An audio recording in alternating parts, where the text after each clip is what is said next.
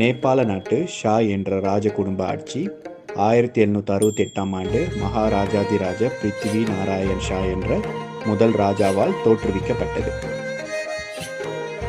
இந்த பிருத்திவி நாராயண் ஷா ராஜா நேபாள் நாட்டில் இருந்த கத்மண்டு, பாத்தான், பக்தபூர் ஆட்சிகளை ஒன்று சேர்த்து ஒரு புதிய பலமுள்ள நேபாள ராஜாவாக திகழ்ந்தார். பிறகு 1951, 1990, 1996, 2005ஆம் ஆண்டுகளில் நடந்த மக்கள் புரட்சியால் நேபாள ராஜ ஆட்சி வீழ்ச்சியடைய தொடங்கியது. 1 ஜூன் 2001இல் நேபாள அரசின் பட்டத்து இளவரசனான டிபேன்ரா தனது ராஜ குடும்பத்தில் உள்ள அனைவரையும் கொன்றான். பிறகு நேபாளின் கடைசி ராஜாவாக டிபேன்ராவின் மாமாவான கயேந்திரா ஆட்சி செய்தார். இறுதியாக 28 மே